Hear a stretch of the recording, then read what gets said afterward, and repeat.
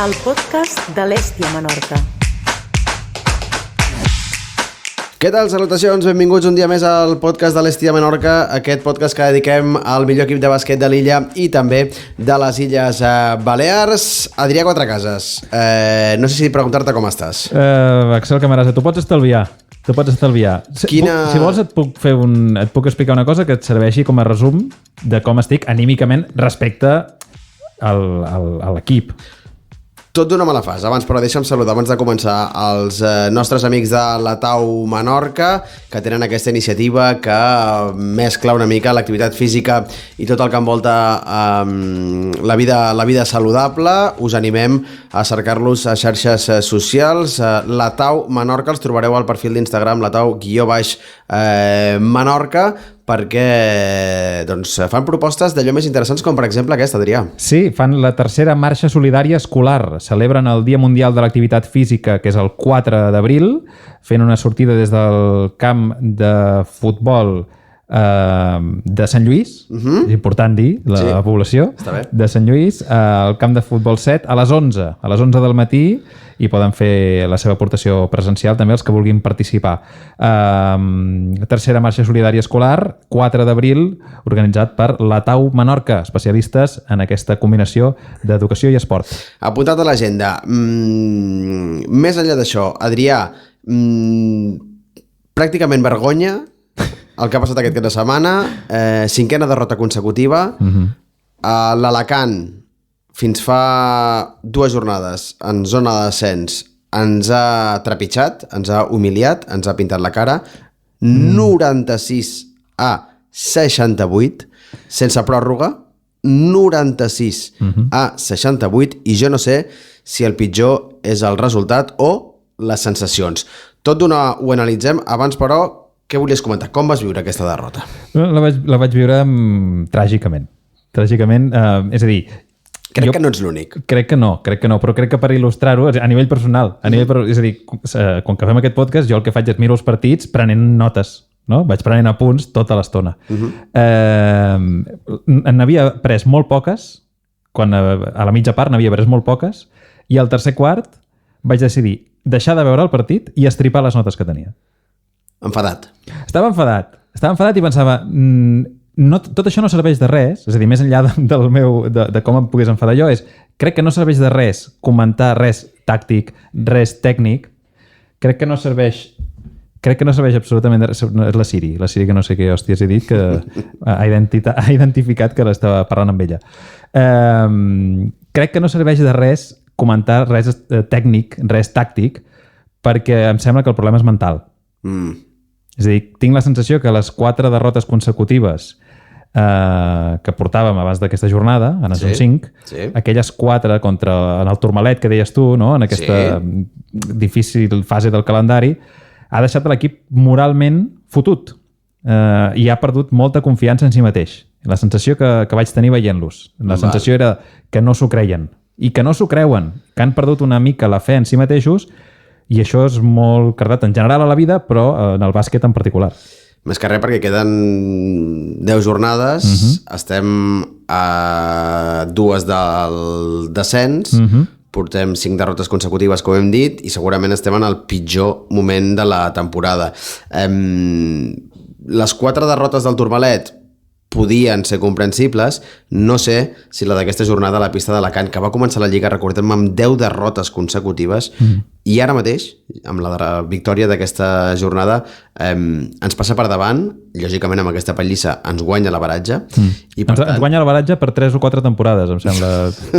No sé si això s'arrossega, però hauria. Té pinta. I estem en un moment molt delicat. Per les sensacions, que és el que dèiem una mica, no per manca de joc, que això ja es podria analitzar i un podria pensar, l'altre podria pensar bé, sinó per les sensacions. La meva pregunta és si aquest Alacant, que s'ha reforçat, que està creixent jornada rere jornada, que venia amb molta força des de la part més baixa de la taula classificatòria, però que a principi de temporada era un candidat a playoff, si aquest Alacant que ens hem trobat aquesta jornada podíem allargar el Tourmalet. Vull dir, això és un dels grans equips de la categoria i que, per tant, no és tan... perquè era un bon equip, no fotem.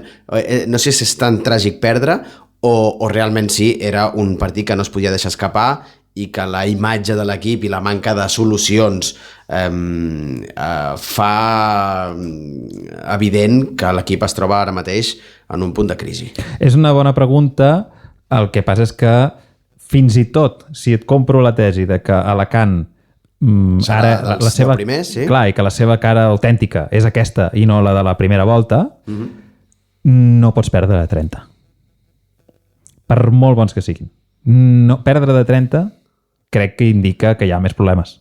No és simplement que els altres són més bons. Que potser sí, però justament l'Hèstia Menorca, si s'ha caracteritzat per alguna cosa, és que cada partit el disputa, no? I que cada partit, si bé no tens opcions de guanyar-los tots, sí que arribes a final de...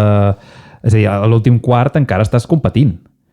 Però aquesta sensació que jo vaig tenir a la mitja part de dir això està perdut des de fa bastants minuts, que comenci el tercer quart, que penses, bé, escolta'm, a veure si la pausa del descans endrecen, calmen els, això, no?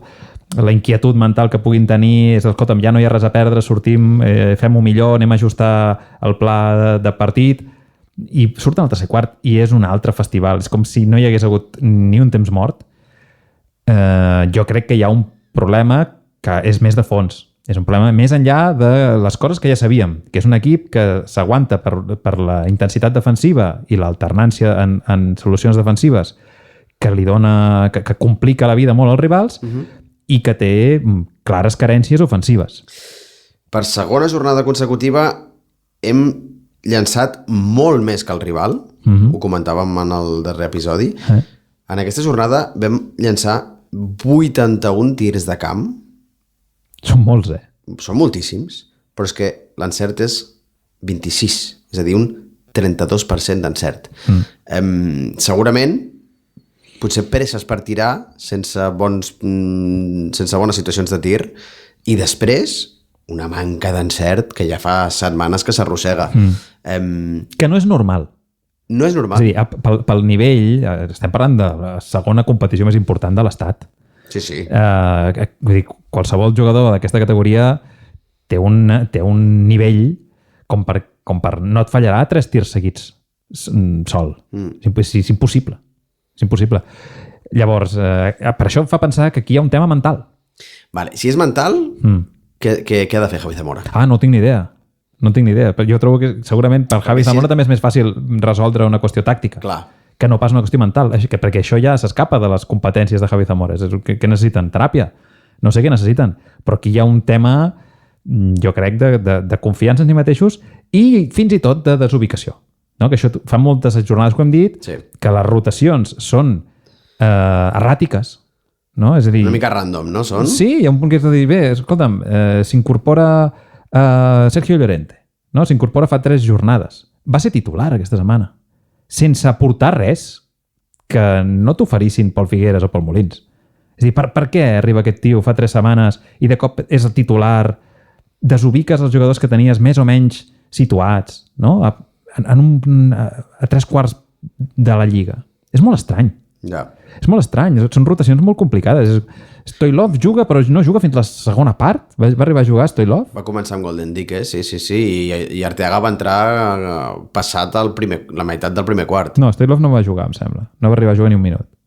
Però sí que va jugar. Sí, perdó. Sí. 6 minuts, quasi bé 7. Sí, clar, però no va jugar en tota la primera part. Va jugar a la segona part. Sí. No va jugar a la primera part? Just a la segona? Això què és? Això no s'entén.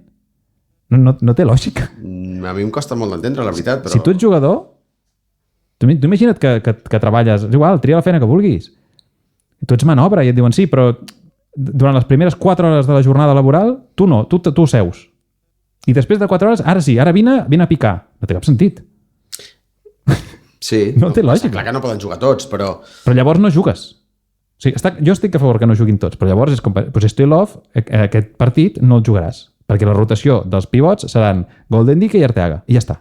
I li dius abans de començar el partit i ell ja està tranquil. És a dir, si hi ha acumulació de faltes d'algú, doncs tu hi ets com a tercera opció. Però no, és com anem a provar diferents coses, a veure, saps? Anem a tirar pedres a veure si alguna d'elles s'enganxa. És molt estrany. Ja. Sí, realment hi ha bastanta sensació de descontrol, no? De que no s'acaba d'entendre una mica el sistema de joc, el funcionament de l'equip i no ens podem despistar perquè perillarem. Estem en un tram de la temporada molt important i necessitem a tothom endollat. Queda una setmana de mercat. Queda una setmana abans que tanqui el mercat de fitxatges. Vull pensar que el club està cercant algun revulsiu per mirar d'aixecar això, perquè del contrari patirem moltíssim. Podem explicar dues coses. Una és que, segons tenim entès, les possibilitats de fitxatge ara mateix, en aquesta setmana que queden, es limiten a jugadors que no hagin participat a la competició. A diferència d'altres finestres. A diferència d'altres moments de la temporada en què podies fitxar qui volguessis, no? El mateix Sergio Llorente havia jugat al rival d'aquesta setmana, sí, a Alacant. Alacant, i està jugant a Menorca. I no hi ha hagut problema. Però sembla ser que aquests darrers dies que queden hi ha aquesta limitació, que és no poden fitxar-se jugadors que ja han jugat a la competició. Per tant, això descarta qualsevol jugador que estigui jugant a primera FEP o qualsevol jugador que hagi jugat a primera FEP. Fins i tot jugadors que han jugat al teu propi equip. Ja sé per on vas. És a dir, si Jordan Davis, per dir l'exemple de jugador que podria portar en aquest atac escarransit, somni humit, no pot fitxar per l'Estia Menorca perquè ja ha jugat a primera FEP amb l'Estia Menorca, però 4 partits miserables. I sembla que això ja hipoteca la possibilitat de que torni aquesta temporada. Això per una banda. Per l'altra, sí que podem dir que des del club no tanquen la porta a un fitxatge. Això és l'única cosa que podem dir. No és una gran exclusiva, però sí que sabem que des del club no tanquen la porta. Clar, bueno, vull pensar que sempre estan rastrejant, però realment crec que seria necessari algun reforç que doni un salt qualitatiu a la plantilla. Per portar perfils que ja tens, doncs no cal arriscar a, desfigurar més la plantilla. S'ha de fer un all-in per un primera espasa i que vingui a salvar els mobles. Però clar, un primera espasa a aquestes alçades està disputadíssim, perquè qualsevol jugador que tingui el talent i la capacitat ofensiva que necessitaria l'Estia Menorca ja està fitxat. Sí. Està en algun equip, està col·locat. Sí. Queda el que queda. Arriscar que surti algú de lesió, no sé si algun americà, algun perfil Jalen Cone versió 2... Sí, però si tu ara fitxes un Jalen Cone entre que es fa el passaport, arriba aquí, s'adapta, li expliquen on carai del món s'ha situat i troba un lloc on dormir, aquesta persona se li acaba la lliga. És a dir, això és molt difícil. I alhora, amb la situació mental que dèiem de l'equip, de desubicació per una banda, de jugadors que jo tinc la sensació que molts d'ells no saben quin és el rol que s'espera d'ells la setmana que ve. I a més, un equip que està falt de confiança, si a sobre és de rotllo, escolta'm, sou uns inútils, us portarem un tio de fora a veure si us salva els mobles, potser reforces encara més aquesta sensació de manca d'autoestima. Ja. També hem de dir, per ser positius, que aquest equip s'ha aixecat moltíssimes vegades. Sí. Que períodes de 6 i 7 derrotes consecutives ja les ha viscut, amb Javi Zamora al capdavant, i que ho han aixecat. I que l'equip ha fet partits i trams de temporada molt bons aquest mateix any. Per tot això, encara té més rellevància el proper partit. Totalment. Un altre rival directe. Alega Cantàbria. A Vintaufa. Que el tenim, per ubicar-nos... Està a una victòria per sota nostra. Exacte. Per tant...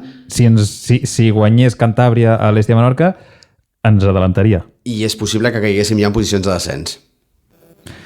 I és possible, segons com els altres resultats. Si ja tenim el cul apretat ara... No, clar, és que aquest cap de setmana, la propera jornada passa a ser dramàtica, perquè després anem a Palència, anem a la pista del 5è classificat, un que no és de la nostra lliga, que en altres moments t'hagués dit que potser hi hauria opcions, però ara per ara, tal com està l'equip, ni ho contemplo, però és que després l'altre partit a casa és... Sant Pablo Burgos? Guipúscoa. Un altre que està empatat amb nosaltres.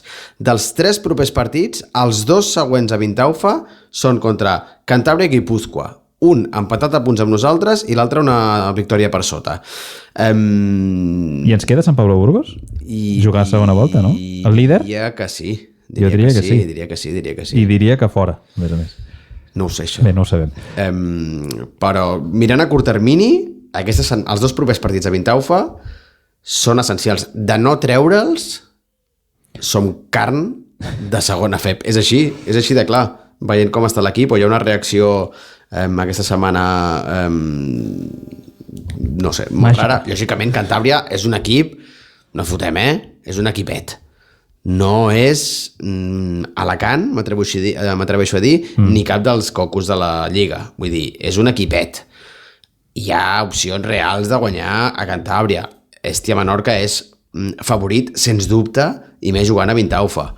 Però agafem un pinces, perquè l'equip arriba molt fràgil, sembla un joguet trencat, i les 5 derrotes consecutives han fet molt de mal. Pesen, i a més, aquest és un partit que el disputaran amb aquesta mateixa pressió, no? La pressió de dir, escolta'm, aquesta gent de Cantàbria els hem de guanyar. Per això Vintaufa és un factor a tenir en compte, per això la gent ha d'animar, i de fet una cosa que no hem comentat és que els darrers dies un grup de socis han mogut una comunitat de WhatsApp, un grup de WhatsApp per parlar, per comentar l'actualitat del club i tal, i allà aquests dies, aquestes darreres hores comentaven i analitzaven com està l'equip després d'aquesta tràgica derrota a Alacant, i explicaven precisament això, que Vintaufa ha de ser el 6è home aquesta propera jornada contra Cantàbria, perquè hi ha molta por, hi ha pànic, i hi ha gent que està molt desencantada amb el projecte, fins i tot. No diria amb l'equip ni amb els resultats, sinó amb el projecte.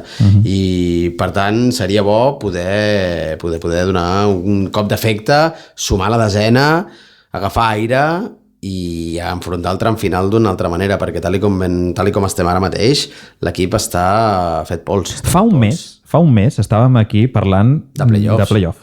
Abans vull dir que no oblidem. Per això dic que hi ha hagut trams que hem jugat molt bé.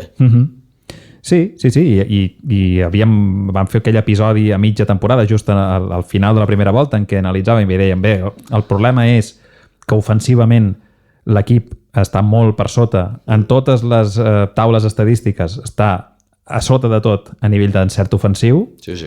Qualsevol mètrica ofensiva ens és desfavorable, i això parla molt bé de la nostra defensa, no? És a dir, perquè si estem a mitja taula tinguent dels pitjors o el pitjor atac de tota la Lliga, vol dir que la defensa és una garantia. I aquest darrer partit, per mi, va ser segurament la pitjor defensa que li he vist aquesta temporada a l'equip, i jo començaria per aquí. És a dir, el primer és com anem a blindar, anem a emmurallar la defensa. Tornem a les bases. Tornem a les bases i anem a assegurar que això permet competir. Després, en atac, es farà el que es podrà, i dubto que Jalen Con torni a fer un partit de 3 de 16 amb triples. Però és que el tenen molt pillat, Jalen Con no tira sol, no hi tirarà sol, perquè qui més has de defensar? Per això dic, no hi ha més amenaces, que ens tenen caladíssims. Sí. I és realment complicat. Vintaufa decidirà el futur de l'equip a la categoria. Abans d'acabar, com sempre, una menció especial pels companys de l'Atau Menorca, que organitzen aquesta tercera marxa solidària aquest proper 4 d'abril, amb sortida des del camp de Sant Lluís, del camp de futbol de Sant Lluís. No us ho perdeu. De futbol 7, no sé perquè no m'ho conec. Jo el futbol és un tema que no toco. El camp de futbol 7 a les 11 del matí, des d'allà se surt. El dia 4 d'abril, l'Atau Menorca organitza, juntament amb l'Ajuntament de Sant Lluís, aquesta tercera marxa solidària escolar. Doncs tots a fer esport, a participar d'aquesta grandíssima iniciativa. Nosaltres ho deixem aquí, Adrià, com sempre. Que visca l'Hèstia. Que visca l'Hèstia. Si entráis en Spotify, Hèstia Menorca, el podcast. Tenéis ahí un grupo de locos de baloncesto hablando de Menorca, de Hèstia Menorca, jugando Paul Molins.